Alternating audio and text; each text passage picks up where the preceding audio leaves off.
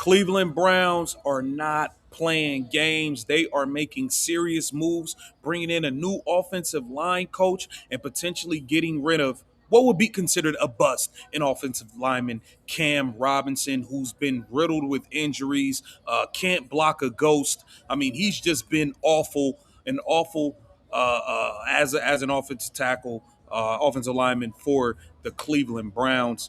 He may be on his way out completely with this hire, especially because they call this man O-line Bobby Johnson, and he is going to be looking to get real linemen in the game. Welcome to Keep the Vision. Make sure you like, comment, subscribe, share the channel, hit that bell notification, and hype the video. We have to get right into things, man. Cleveland Browns going to be making moves on this offensive line. Nobody's safe. Absolutely nobody is safe. We got to get into it, man. They made a move. The Browns are hiring Bobby Johnson as the assistant offensive line coach. The Akron, Ohio native was the offensive line coach for the Commanders the last 2 seasons. Johnson has also previously been an offensive line coach for the Giants and Bills. Now, he was really good with the Commanders. The only reason he's not with the Commanders is because they brought in a new offensive coordinator who's bringing in a new run game scheme. And the offensive line coach that they're bringing in uses a completely different scheme from O-line Bobby Johnson, as he's known. But this is just one of the slew of moves that the Cleveland Browns continue to make to build this team up and try to get this offensive line right and get this offense together, because this offense was completely stuck in mud last season, and we see them looking to continue to add quality coaches to the room. And I think this is a very, very big move. I want to get over to my man Ken Carmen. He has some things to say about the quarterback position this upcoming season for the Cleveland Browns and what they may be looking to do. Let's give it a listen. Markets, mid-markets, morning shows, midday shows, afternoon shows. One of our favorite categories are the program directors. And we welcome on Daryl Ryder, who again is brought to you by Scheiben Jewelers, Cleveland's premier jewelry store. And Daryl, apparently he knows where Keith is, because we've had a change here. Good morning, Daryl. Good morning, boys. All right, Daryl, don't tell us. Okay. We're going to go through here on the Barrett Media Top 20. I imagine he's in here. God, I hope he's in the top 20, because if he's not, boy, there's going to be hell to pay coming up at 10 o'clock. All right, are we ready to do this, Owen? Am I supposed to Lyman, do where something? do you think he is? Ooh. Where do you think our boss is? National probably in his rankings. truck right This is now. in the entire country. Well, don't forget, we've had some the fact that all 3 shows have popped in here. Pretty well rated. Not going to say who the highest show was. I'm going to have to say he is hovering, because the first-year guy, so they're not going to give him too much respect. I'm going to say like 11. All right, so here we go. I'm going to say 6th. Barrett Sports Media's top 20 mid-market sports radio program directors of 2025. Here we go. He is not number 1, not number 2, not number 3, not number 4, not number 5, not number 6, not number 7, not number 8. Not number 9. Yeah, we can turn the not music number off. 10. Not number. All right, he's there. Oh, thank God. Thank God. Because for a second, I said, number 12. Nice. There it is. Nice. Very nice. Daryl, do you agree or disagree with the number? I think he should be much higher. Vehemently disagree. Do you think he should be higher or lower? Well, he doesn't have to have a follow-up. He just doesn't agree with that spot. Do you think he should be higher or lower? Should be higher. Much higher. I say this as a person who he winds up every day and manipulates my emotions. I believe he should be higher. I really do. I would put him. I know he's a first-year PD, so he wouldn't be that high yet.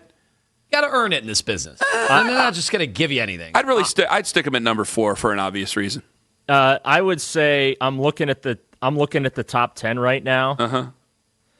There's somebody in the top 10 that I'm absolutely stunned is in the top 10. Actually, there's 2 people Daryl, in go the ahead. top 10 Don't that say I'm the names. stunned. Don't say the I am names. not saying the names No, because I might end up working for either of those gentlemen one day. Well, I'm confident to say he should be ahead of Craig Riley in Pittsburgh. And in 2026, damn it, he will be. Daryl, this is this kind of one of the more low-key Super Bowls ever? Because, like, people keep going to us. They go, how are you guys talking so much about Shedeur? I'm like, Guys, they keep asking all these guests on the shows and everything about Shedeur Sanders. There's not that many storylines to the Super Bowl. Yeah, I mean, at least this year, right? No member of the Browns is out taking a flamethrower to the franchise on Radio Row, so they got that going for them. Emmitt Smith certainly had some feelings about the discourse around Shedeur and him having to earn it this year in comparison to other quarterbacks who maybe have not had to earn it. Can I tell you? I saw his point, when it compares to like Drake May, it's like, well, Drake May's top 5 pick. Right. But when it comes to the other things, I'm like, I don't think we got anything else better going for us. But then you hear Denzel Ward, and it's like, Denzel Ward knows what he's talking about. He's been through this song and dance many times before, unfortunately. I think Denzel Ward knows that they're going to go out and they're going to try to find somebody, so he ain't going to sit there and make a bunch of bold statements about a quarterback that he doesn't know is going to be starting with him week 1. Yeah, I chuckled when he said yesterday, I forget who he was with, but he goes, I picked him off a few times in practice, but you know what? He's going to be a good player in this league. It's Denzel. He's picked off just about everybody in practice. Oh, I know, but it's one thing to know that, though, Ken. It's another thing to hear it. It's true. Right? It's true. When you get, and I want to get to Miles and I want to get to Carson, obviously, coming up here momentarily, but when it comes to the quarterback stuff, we mentioned Malik Willis, we mentioned Mac Jones, some of the other, a couple. Is there a name that we should be talking about here right off the top before we start into the real offseason stuff? Yeah, I think it's honestly a tad too early, just because Todd Monken's still putting the coaching staff together. We still got to have a resolution to the Jim Schwartz thing.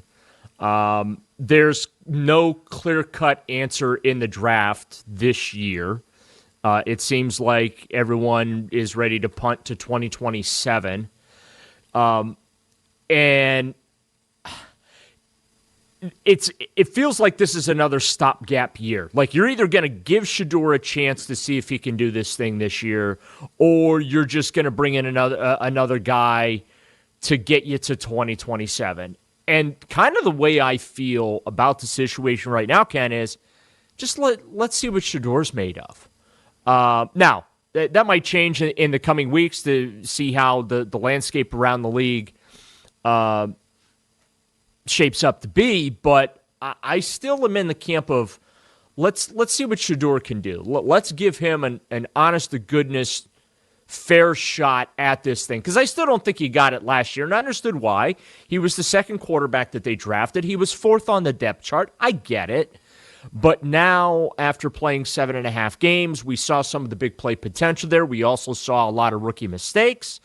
We saw explosiveness in his game, and we saw a couple of moments where you're like, "Ooh, he can't do those type of things." So I don't know that there are tremendously better options right now available to the Browns than Shedeur Sanders, and that ultimately